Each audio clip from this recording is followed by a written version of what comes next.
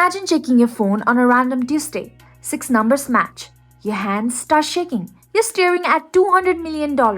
You scream. You call your mother. You quit your job by text messages, typos and all. For about 6 hours, you have the best day any human being has ever had. Then the calls start. Then the old friends show up. Then the money runs out way faster than anyone has ever warned you it would. Because here's the thing nobody puts in the confetti cannon commercial. Winning the lottery has a body count. Not metaphorically, an actual literal body count. We're getting there, I promise. So, how does the best day of someone's life turn into the worst decade? Well, I'm going to tell you. Let's get into it. Everybody's already got the fantasy loaded and ready to go. You don't even need to think about it. Quit the job mid-shift. Maybe leave a note. Buy the house with a ridiculous kitchen you'll actually never cook in. Buy the car that gets 9 miles to the gallon. And you genuinely do not care. Because gas is now a rounding error. Never set an alarm again. It's a great dream, right? Everyone's entitled to it. But the problem is that the dream lasts about as long as the drive home from the gas station. After that, you're just a regular person sitting on more cash than most small countries generate in a year, with zero training on what to do next. Nobody hands you a manual. There's no onboarding. You just have it now. But that's not even the weird part. Here's the first thing nobody wants you about. The second your name gets out, your phone becomes a full-time job. The cousin who hasn't texted you since 2014 suddenly remembers your birthday. Your old college roommate has a can't miss business idea. It usually involves a food truck or alpacas. Sometimes somehow both. Somebody's uncle needs help with a sure thing investment that, if you actually looked into it, is basically 3 guys and a PowerPoint. A guy you played soccer with once in 2011 wants to catch up over a coffee. But you know he doesn't want to catch up over a coffee. And that's just people who love you. Strangers find you too. Scammers see your name in a newspaper and start sending letters within days. Distant relatives you family didn't even know they existed suddenly surface with lawyers asking for their fair share. Jack Whittaker learned this the hard way. In 2002, the West Virginia contractor won $314 million on Powerball. At that time, the biggest jackpot ever handed to a single ticket. He wasn't even broke before the win. He already ran a successful construction company. But within months of going public, he described just showing up to a basketball game and getting swarmed by something like 150 people, nearly all of them asking for money. 150 people at a basketball game. That's not fame. That's a stampede wearing a smile. And it's not only strangers, it's family. The people who are supposed to be the safest to be around. Somehow money has a special talent for turning Thanksgiving dinner into a courtroom. Now here's where it gets sneaky. Because even if you dose every single person with their hands out, there is a second problem. And this one happens entirely in your own head. Psychologists have a name for it. Hedonic adaptation. Basically, humans get used to anything, good or bad.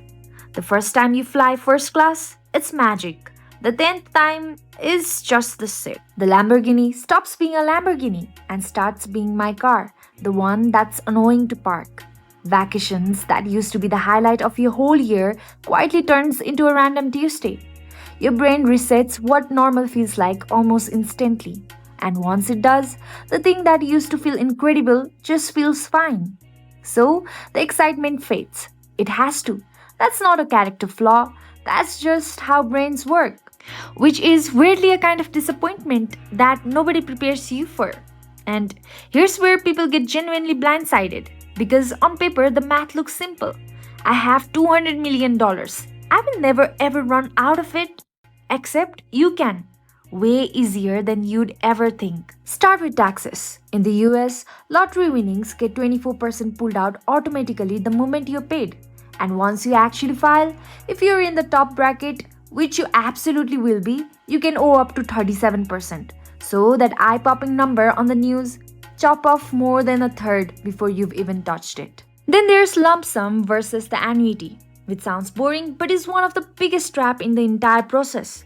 Most winners take the lump sum, and unlike an annuity trickling in over 20 or 30 years, a lump sum can be spent all at once. And given the opportunity, it turns out a lot of people absolutely will. Add a mansion nobody needed, a business idea that folds in year two, a financial advisor who's really just a salesman with a nicer watch, a gambling habit that didn't exist before there was money to feed it. You probably heard the stat that 70% of lottery winners go broke within a few years. It gets repeated constantly. Magazines, morning shows, probably a teacher at some point. But here's the twist, that number appears to be made up. The organization it's usually credited to has publicly said that it has never produced that research and cannot confirm where it came from. So, no, most winners don't actually go broke. But enough of them do that the myth had to be invented in the first place. And the ones who fall tend to fall into the exact same handful of traps. And some of those stories aren't just cautionary tales, they are full blown, unbelievable movies.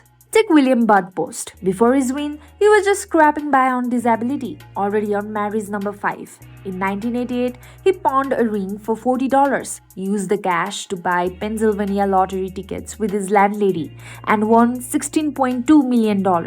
2 weeks later, after his first payment landed, he had already burned through roughly $300,000. A restaurant, a used car lot, a twin-engine airplane, which he had no license to fly. 3 months in, he was $500,000 in debt as a multimillionaire. Then it got dark. His own brother hired a hitman hoping to inherit a slice of the winnings. The plot got busted before anyone was hurt. But sit with that for a second.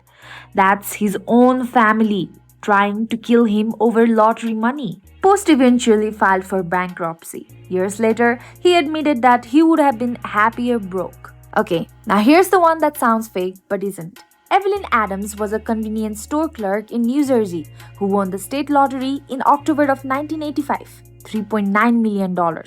Wild enough on its own. Then, 4 months later, she won again, a second jackpot, $1.4 million, making her the first two-time winner in her state's history. At odds so long that statisticians probably don't love talking about it, you'd probably think that winning twice would double her chances of ending up fine.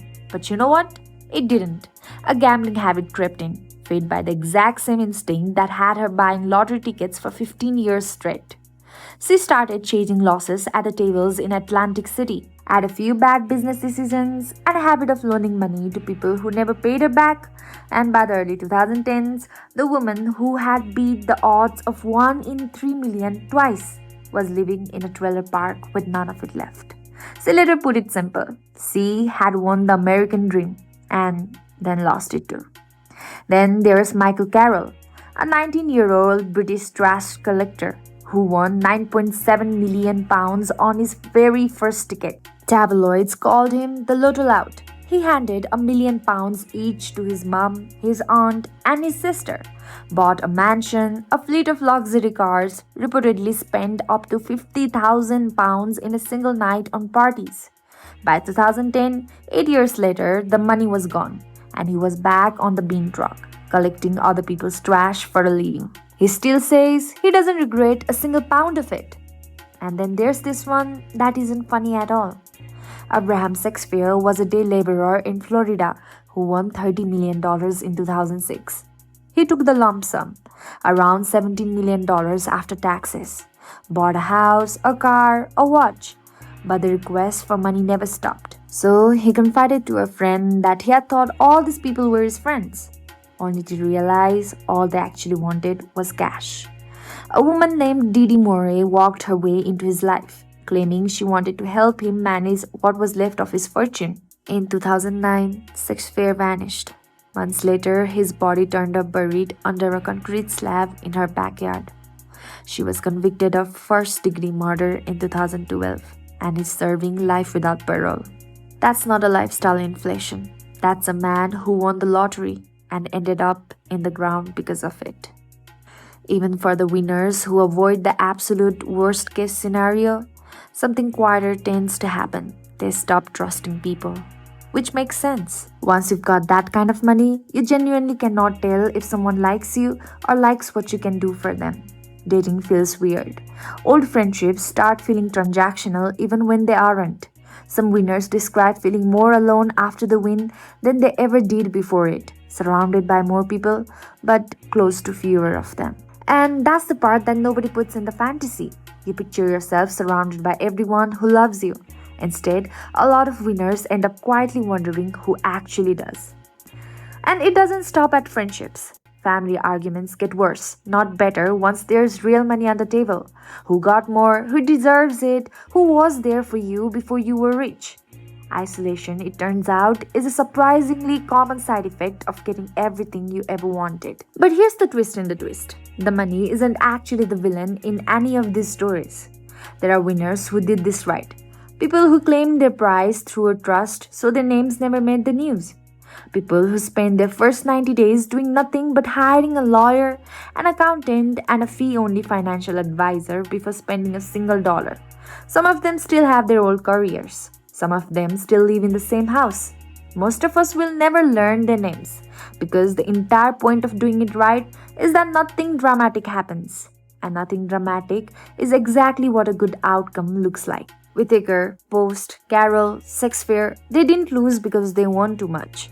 They lost because nobody prepares you for what happens after the confetti falls. And by the time they figured it out, the damage was already done. Winning the lottery doesn't automatically ruin your life. It just hands you a magnifying glass and points it at every decision you are already going to make. If you found this video interesting, please consider subscribing to our channel. Like and comment. Thank you for watching. Bye.